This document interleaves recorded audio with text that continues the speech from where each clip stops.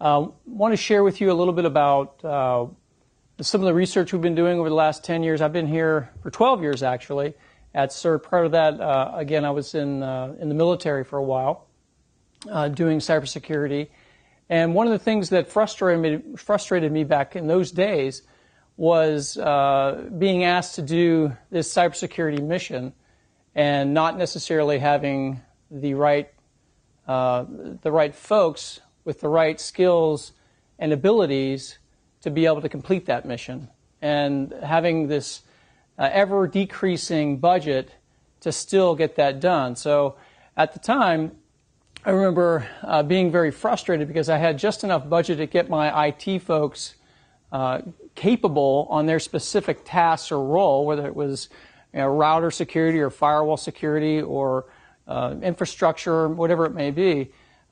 So they became. I used my budget to give them just those skills that needed to do their IT daily job, and then all of the security stuff. When we started getting hit with worms and viruses and all the other things that have become so commonplace over the last decade, just were a continuous series of struggling, kind of chicken with our heads cut off, because we didn't have one critical element that was missing.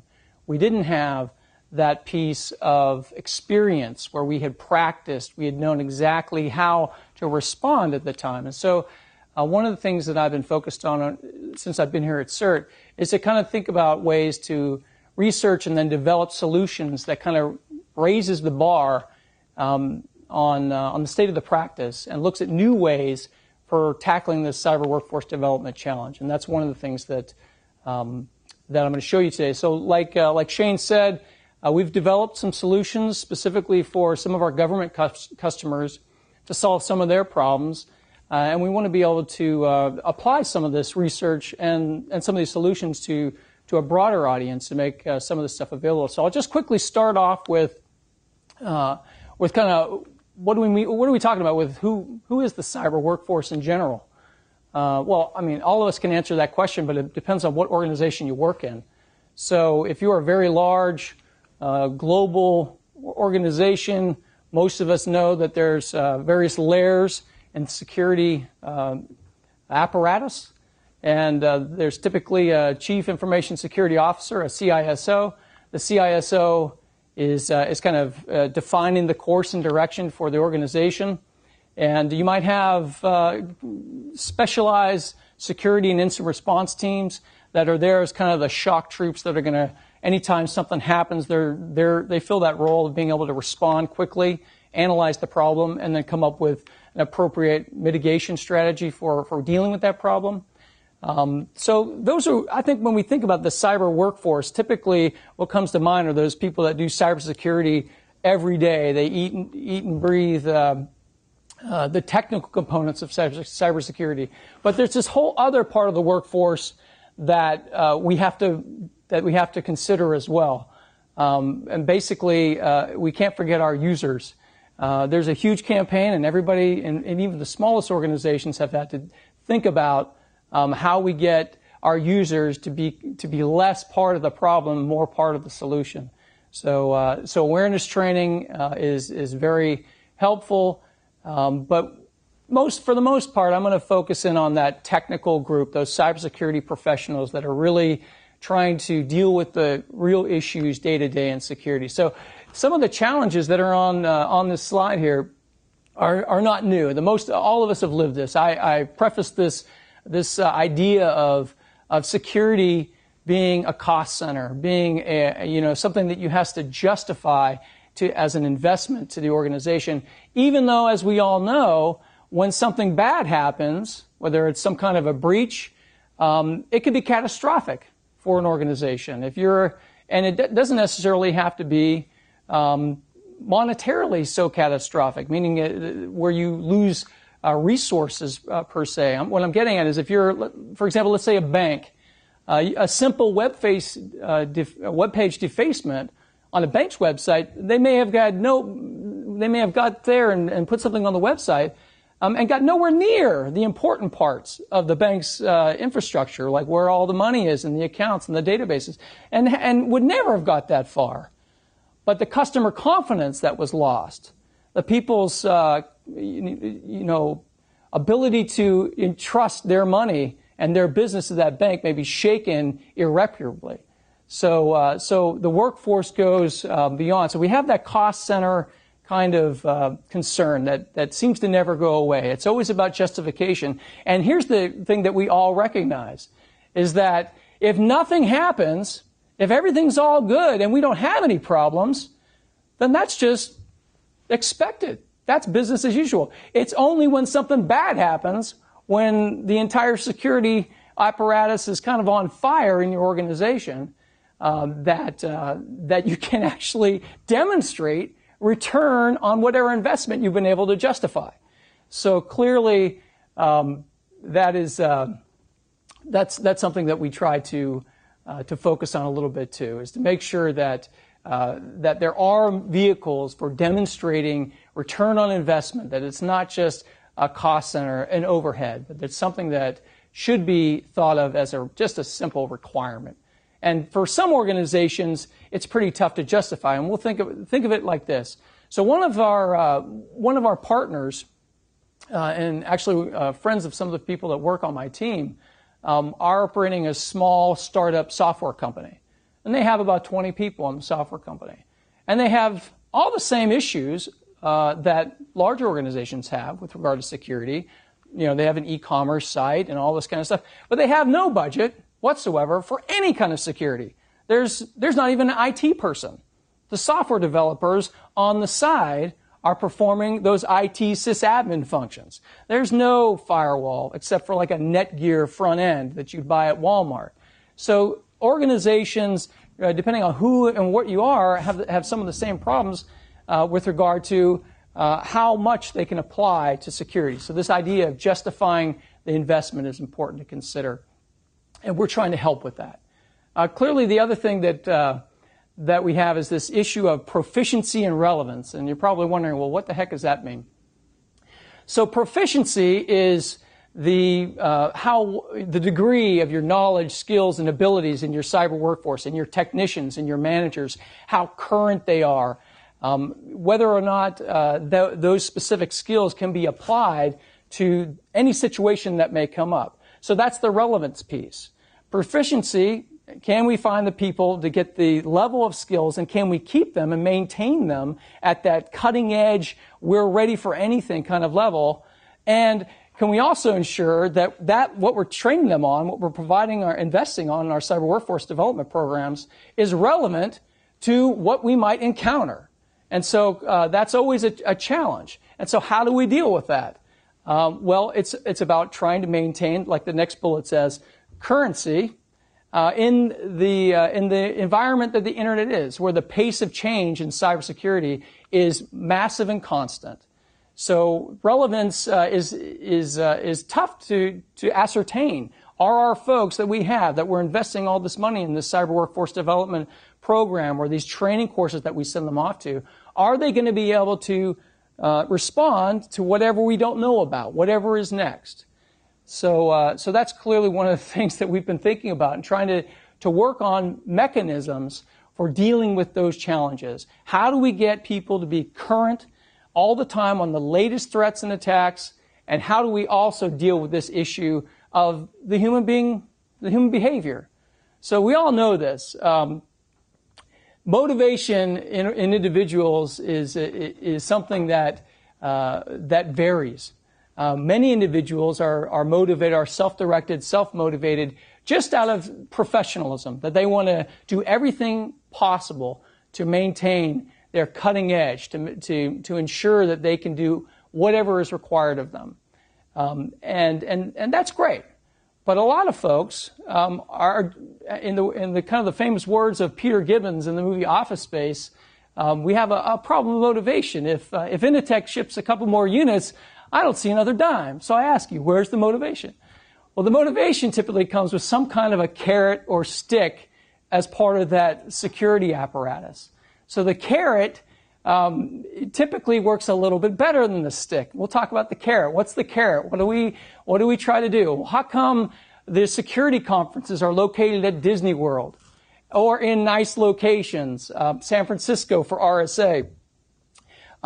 That's kind of part of the carrot piece, is that we want to make sure that not only do we get people trained at some of the best training available, but we make that an additional little piece of motivation, of carrot, that we care about you and we're going to send you to this training, even though when you send people to Disney World, they might not be completely and utterly focused on the training at hand. They might be a slight degree distracted. Maybe their family that brought them down. Who knows? But you can see that motivation is not going to be a constant across all your workforce. So how can we then empower organizations to take another look at what has become what we call the traditional model? I'm just wait for the slide to flip. There we go. So what do I mean by the traditional model? Well, we all know it. It's the classroom model. It's the sending individual students, individual employees off irregularly to some kind of a training course to keep them current on whatever it is that they're required to do. Because we know that we cannot rely on the education system, whether it's at the community college level and at the higher education, or if you're a graduate of the program that I teach in here at Carnegie Mellon, you're not going to get this person that's going to be able to fit all roles and be able to react carefully when you get them. They have to be nurtured over time to be able to do their jobs in cybersecurity effectively. With that, that presents a real problem, though, because we still have this issue of limited budgets, and so being able to send everyone off to all the best training out there can be very challenging from a money perspective.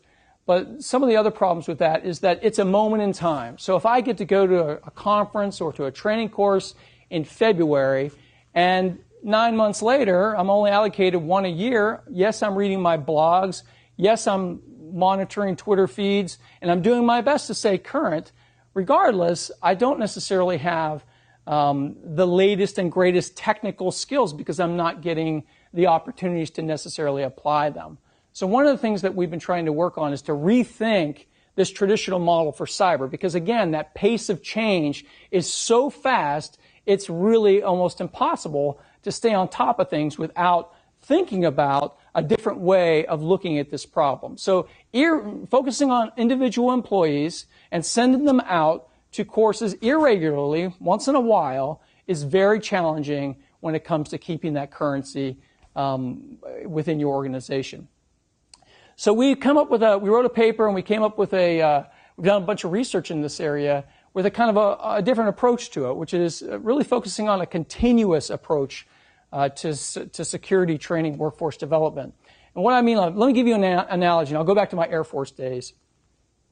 In what we call the kinetic domains, that means where you have tanks and airplanes and Navy ships and where things are moving, and it's not in the kind of the digital cyber domain. The way these military units get to and attain or achieve readiness is by constantly training for the mission that they're expected to be able to achieve or to accomplish. And they don't do it in classrooms. They do it in the field.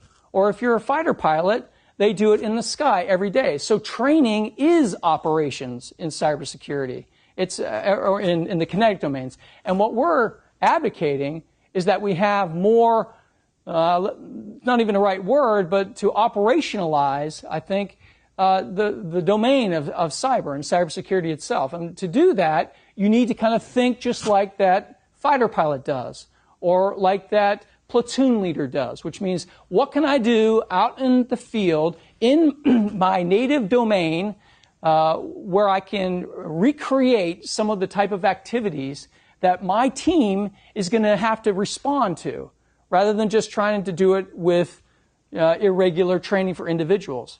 So what we've thought about is you can use the traditional model in some ways to build individual knowledge and skills for their tasks.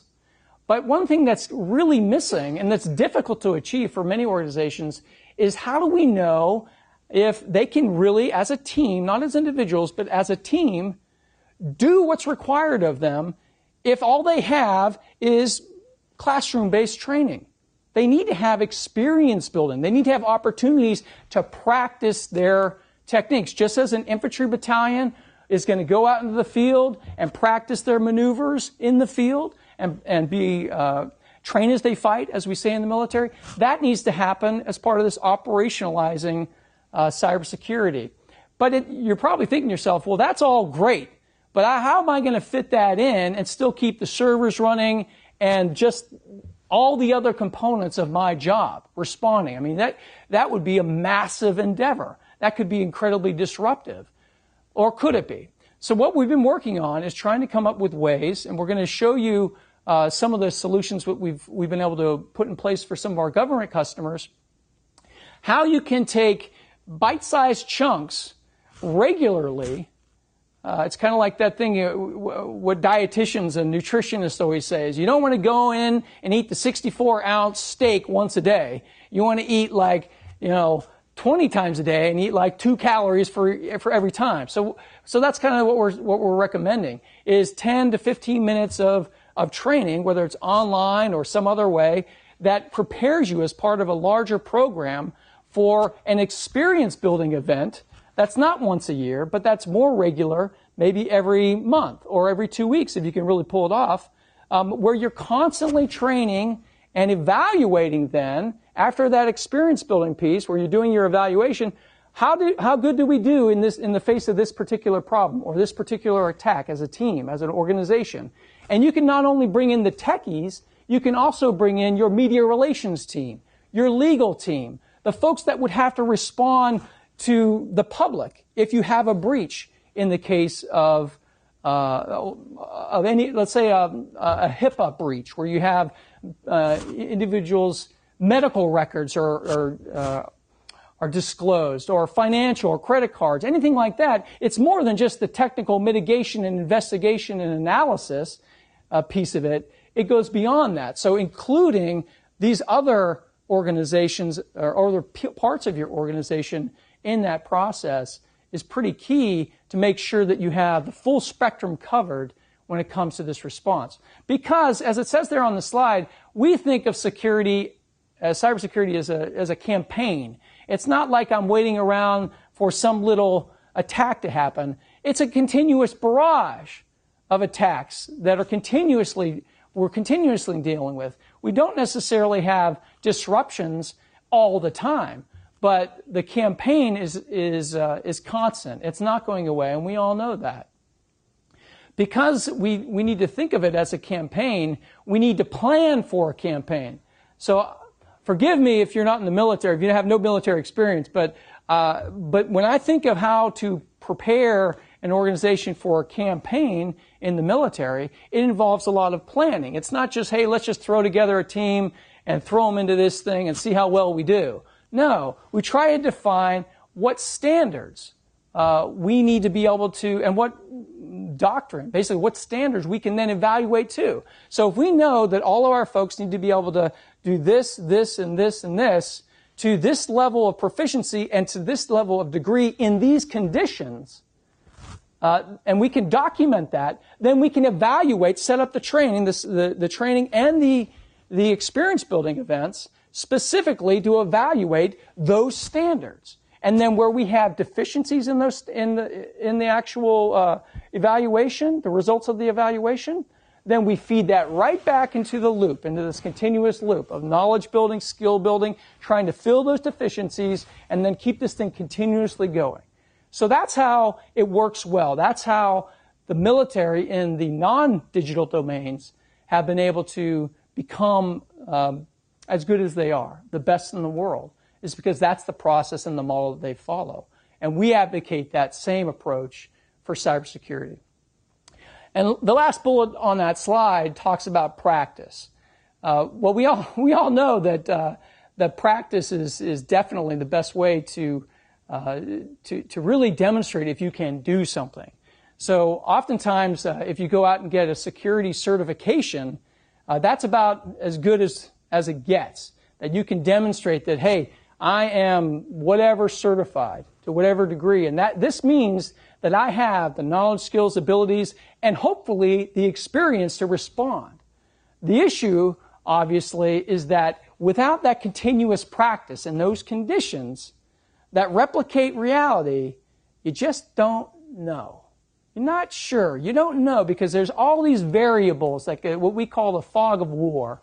And inside the fog of war, without practice, we definitely see that a plan can fall apart in the first 5 minutes. But if people have practice for it, regardless of what happens with all the fog of war, they'll still be able to accomplish the mission if they've practiced and practiced and practiced for that over and over. That's how they can achieve and maintain cyber readiness.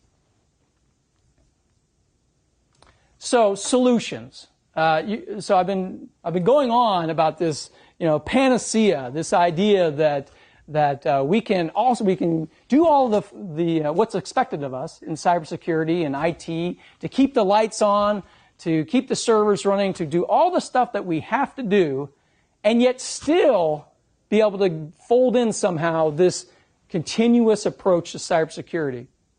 Well, the solutions that we've been working on have been targeting that problem specifically. So the first one is what I mentioned initially, which is cost. As we all know, the budgets are what they are, and sending individuals off to expensive training courses all the time is, in some cases, the best training that is available, because you're being exposed to the best instructors with the greatest materials that they keep current, and that's great.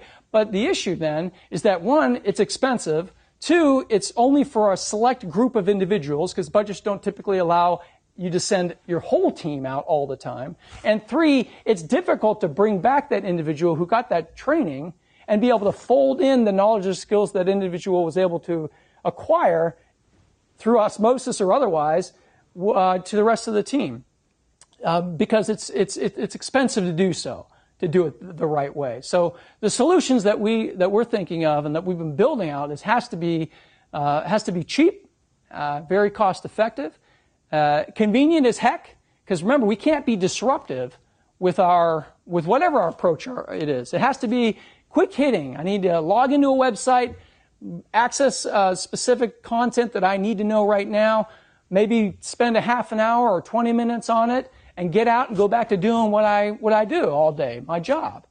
And sometimes you can afford to do more than that. But as long as it's constant and continuous, then it's better than once a year getting kind of eating the elephant in one bite. It's better to take those little nibbles every day.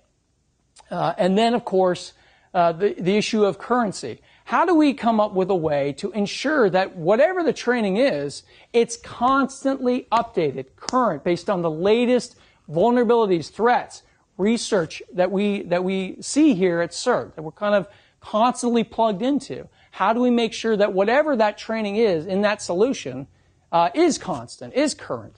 That's been our mission for what we've been trying to do. So focusing on the cost problem, the convenience, getting to it quickly and getting out, making it feasible to do this continuous approach to cybersecurity workforce development, and also maintaining that content so that it's current all the time.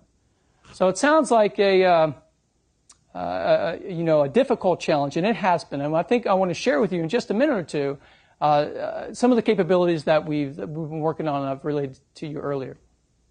And finally, the last thing on this slide and in the presentation, you really do have to have support from where, and when I say C-levels, that's the best part of it. When I say support, this idea, this paradigm shift of thinking of cybersecurity in an operational context and being able to continuously access and improve your team's ability to respond, that kind of change can be a tough sell. And so you have to get the advocacy and support of the folks that have the authority to make the changes to budgets, to provide access to whatever solution you may have to take on this new approach to cyber workforce development.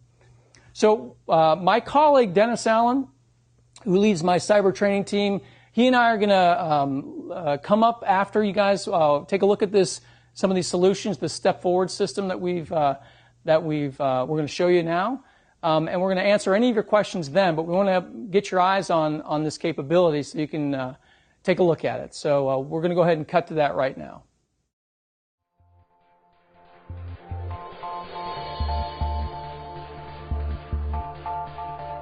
Global security challenges can affect us all. Welcome to a new solution which takes those challenges head on. Search StepForward. The CERT program has been a center of excellence in cybersecurity research and education for over 25 years. As a part of Carnegie Mellon University's Software Engineering Institute, a federally funded research and development center, the program focuses on identifying and addressing large-scale problems and improving the state of the practice in cybersecurity. Originally focused on incident handling and response, the CERT program has expanded into many research areas, including cyber workforce development. CERT's workforce development research focuses on the problems of time, scale, and cost. We search for innovative ways to compress the time it takes to build cyber expertise and to amplify that expertise across a globally distributed workforce. The traditional model of professional development, which is classroom training, simply does not effectively scale and can be cost prohibitive for most organizations. Also, this model focuses on building snapshots of expertise in individuals, but leaves out the most important piece of developing real-world experience for teams, which is just crucial when responding to cyber attacks. In the cyberspace domain, it is very difficult for staff to stay current when vulnerabilities, threats, and technologies change so rapidly. CERT's model makes it advantageous to implement a continuous approach to cyber workforce development. We provide asynchronous classroom-style instruction over the web to develop knowledge and skills in individuals, and then facilitate synchronous online exercises to immerse and evaluate teams in a realistic cyber protect, detect, and respond scenarios. Our research shows that with the right tools and content, organizations can achieve dramatic improvements in their cyber workforce development programs at a fraction of the cost of traditional models. CERT has responded to the need for flexible training options by developing remote training capabilities. StepForward, which stands for Simulation, Training, and Exercise Platform, combines extensive research and innovative technology to offer a unique solution to cyber workforce development. It helps practitioners and their teams build the knowledge, skills, and experience needed to effectively perform their duties with more confidence. By individually making improvements to their own skills, they collectively move the organization forward. S is for simulation. Many organizations need convenient, low-cost models of their networks to test emerging solutions. That's where our research efforts have been placed. StepForward integrates game-changing virtualization and user simulation tools and an intuitive interface for building and deploying realistic network models. The T is for training. High-quality lecture and demonstration videos place online learners in a classroom setting where they experience real student-instructor interactions. Most courses have quizzes and exams to validate learning objectives, and the hands-on lab experience provides students the opportunity to further demonstrate understanding of key concepts. These labs cover numerous cybersecurity specialty areas, and we are continually growing this library. Because these labs are done in an isolated sandbox, students have the opportunity to analyze real malware, use network security tools, and troubleshoot networks without impacting their own systems in any way. E is for exercise. You don't want to just train individuals. You need to exercise your teams as well. Exercises build the collective experience of your organization. They also allow your more seasoned operators to pass on best practices to your newer personnel. A STEP exercise is a live network environment with a story, a topology, and a mission. Participants have remote access to their exercise room. There they work with teammates to accomplish the tasks at hand. Our library of pre-built network topologies are customizable during the exercise. Our simulated users provide realistic activity on the network. They process email, surf the web, interact with SharePoint, and they may even send a tweet. One cool thing about our simulated users is that they complain when they have problems. We've had hundreds of people from around the world working together in the same exercise. P is for platform. As far as hardware is concerned, STEP runs on a variety of equipment. The system scales well too. We've put together platforms that serve a small team of 5 and others that support several hundred users. Many people like the convenience of our cloud solution, but others have opted to have their own local platform. The CERT program's customer approach is rather simple, to allow full access to all resources in the StepForward system. This approach provides our customers the ultimate flexibility to determine which resources best meets their workforce development needs. In order to make a significant impact in the state of the practice and to continue our research, we want lots of professionals from diverse organizations worldwide using the platform. As an SCI Cyber Business Manager, I've had the opportunity to witness the impact that this technology has made in some very large organizations with a geographically dispersed workforce. These customers would not have been able to make the significant improvements in the worldwide cyber workforce without this technology. It's extremely difficult for organizations to keep their staff current in the ever-changing cybersecurity threat landscape. CERT StepForward allows these organizations to make significant improvements and stay ahead of the curve. As a CERT instructor, I have used this platform to train many international students. In one case, we trained students across 20 different nations in a cyber incident response exercise. All of these students interacted with each other dynamically across continents and time zones.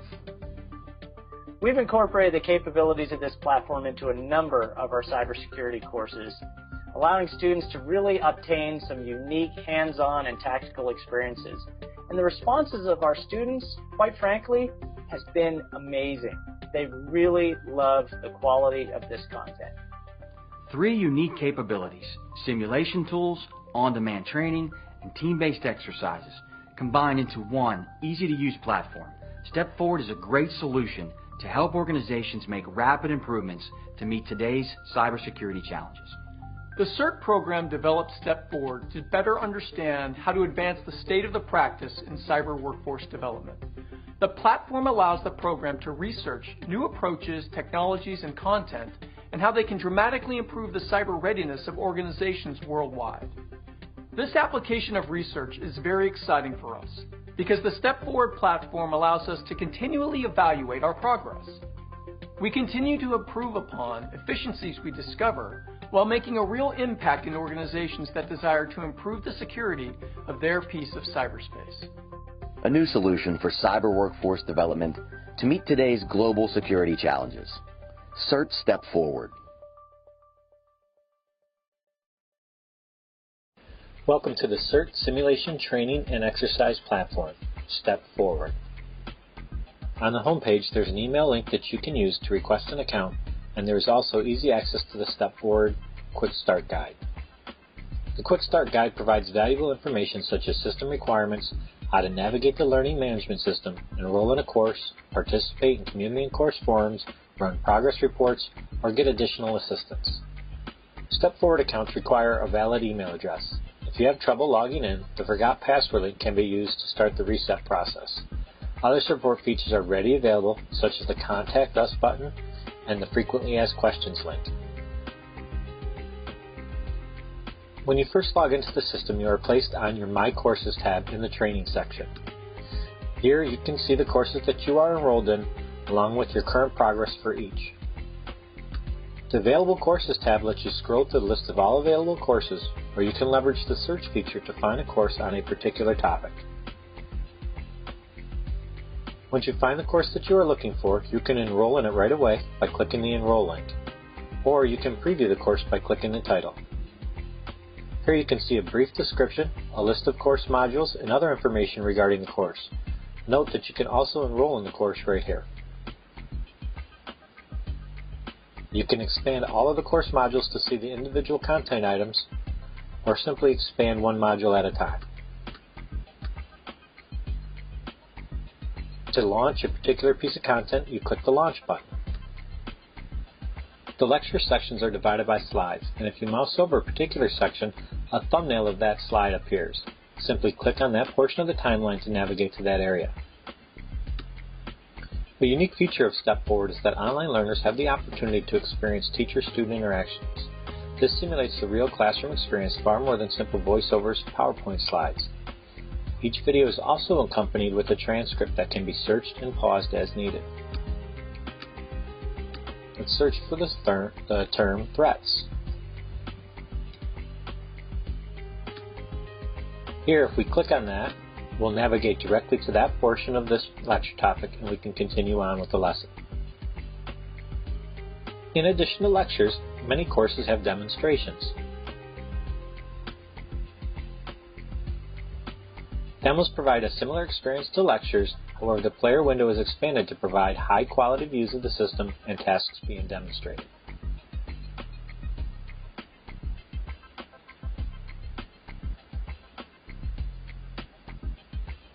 In addition to lectures and demonstrations, most courses have quizzes or practice exams to help evaluate learning objectives.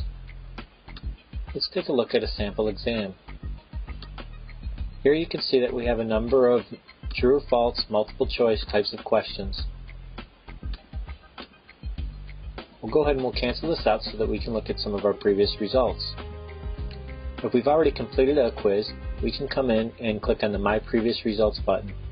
From here we can see what the passing score for this particular quiz was, what our score was, and even drill into the specific details to look at the questions, what the correct answer is, and what our response was.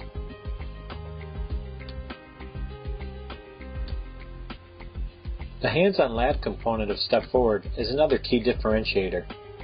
Students have the opportunity to work in a sandbox environment, use network security tools, and even perform digital investigations on real malware without impacting their own computing environment in any way. This opportunity to apply lessons and techniques from StepForward training enhances learning and retention of key knowledge and skills. Once a course has been completed, a completion certificate is available to display or print. Along with your own name, the certificate will contain the name of the course, the date it was completed upon, and the number of hours it takes to complete this training. After completing a course, you can elect to archive that course. Archiving a course allows you to clean up your My Courses tab, but still maintains your enrollment in that course, which is required for progress reporting. The My Course Progress link allows you to see your progress of all enrolled courses. You can click on a course name for additional details. On your course progress report, you can sort that by course name, progress, or even completion date. These are the courses that would show up on your My Courses and Archive Courses tabs. If you withdraw from a course, that progress will no longer be displayed. With the Training Advisor role assigned, additional reports are available for users, courses, and communities. You navigate to the user you'd like to report on, select that user, and here we can look at user course progress, which is very similar to as if the user was to look for their own progress reporting.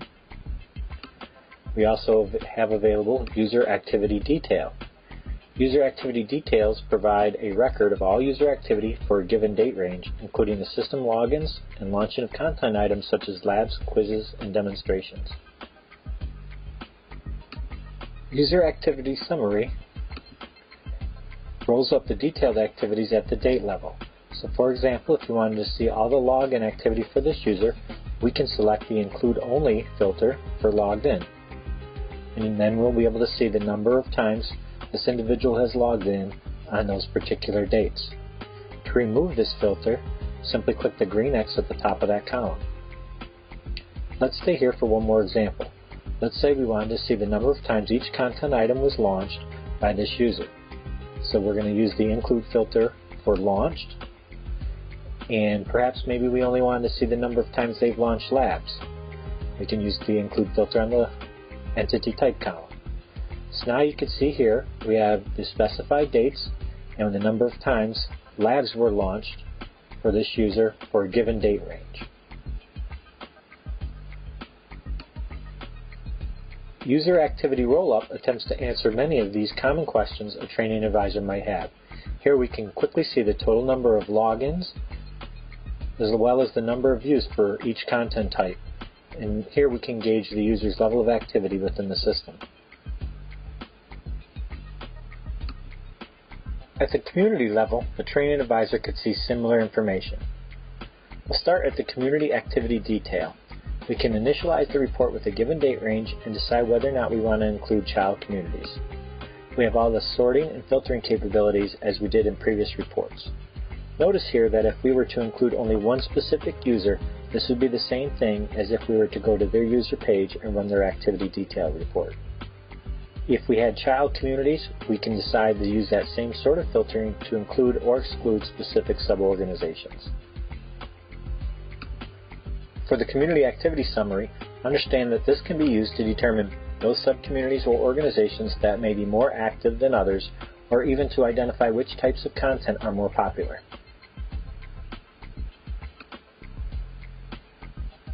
The community activity rollup is similar to the user activity rollup in that we have summary counts for your organization. If you had multiple child communities, you would be able to see which ones of those are most active in terms of logins and views of specific content. The community user rollup is a great way to see a rollup of counts for logins and content views for all users within your organization. Just as Community Activity Rollup allows you to identify the organizations most utilized in the system, the Community User Rollup helps you identify users that are most active within the system. And again, the same sorting and filtering capabilities exist. The Community Course Completions provides a training advisor a quick list of all course completions throughout your organization. The same sorting and filtering capabilities exist within this report, along with the options to export to a CSV file, which you can then do further analysis on or import into another system. In addition to user and community reporting, there are other reports available at the course level. Here we can use a course completions report to identify all the users throughout all organizations that have completed this specific course. Again, filtering options are preset, but you can remove those and see all of the course completions for all of the courses. You can also use the course user progress report to see not just completions for that course, but everybody that's actively enrolled in that course and drill down into their specific progress as well.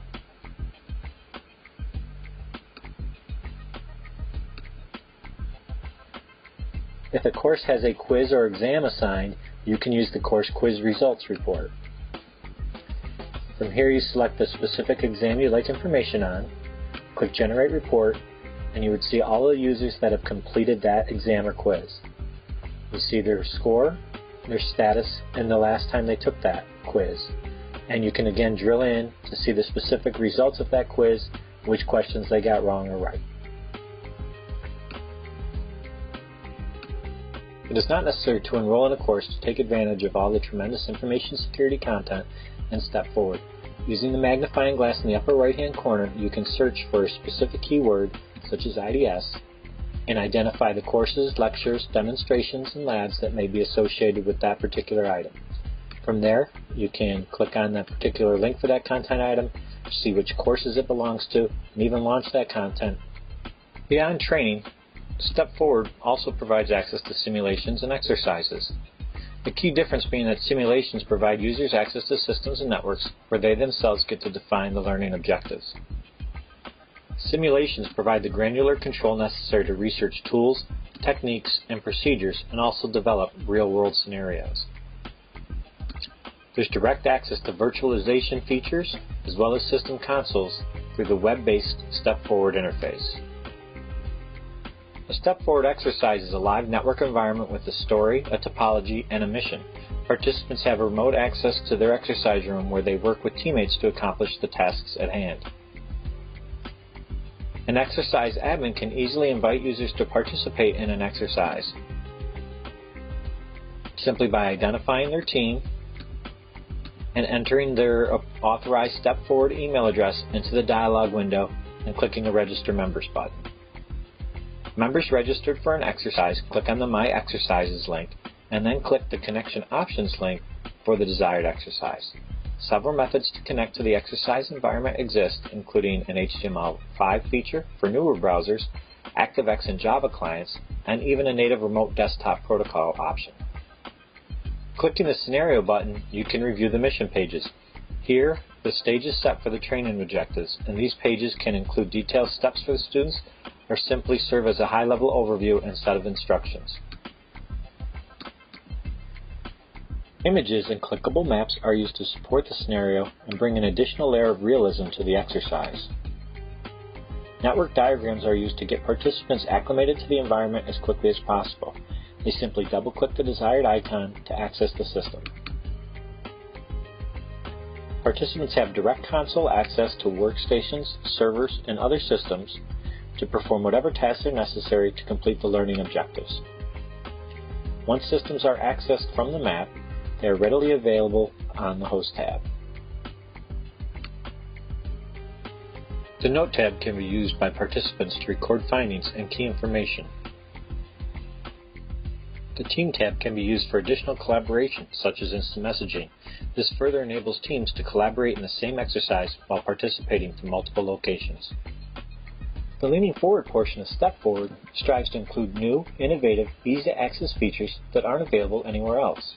With our demonstration course, we not only have access to the same Flash-based content that we've previously seen, but we have a new HTML5-based player available. With this new player, we have the same people plus content scenario that we've seen with student-instructor interactions. We can still navigate that timeline very easily simply by clicking it in that particular section that we would like to advance to. Just like with the transcript, we have captioning available that we can turn on or off in this case. Our new menu allows you to go to a specific chapter and advance to that slide as desired. There's a download capability now available that includes an M4V video asset, an MP3 audio asset, and a PDF file of the slides and the transcripts. We have one of those downloaded already. As you see here, very simply, you can click on the table of contents to advance to that particular slide and see that content and that transcript as desired. Also, we focused the player on accessibility with a number of shortcuts available to make it easy to navigate, not only through the web-based system, but also on handheld devices such as iPhones and iPads. In addition to the HTML5 player, lectures, demonstrations, and labs, we now have various exercises integrated to course outlines. And here we simply click the launch button, select the session that our administrator has made us a part of, and identify our connection option. Once the portal loads, we have similar capabilities such as being able to view our mission pages on the Scenario tab, be able to navigate our map, select our Hosts, Team, and Notes tab. In this particular exercise, I'm an administrator, so I also have the ability to come in and configure the rooms for an exercise, which lets me decide which map to set it up for, as well as a number of other settings. I can also configure which sessions are available, and here we can decide whether or not a session is available, who can log in and access that session at a specific time, and which teams are assigned to various sessions or rooms.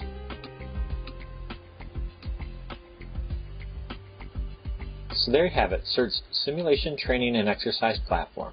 Don't forget that on the home page we have our Quick Start Guide, and you can also easily access our Frequently Asked Questions, where you can get contact information for requesting your StepForward account.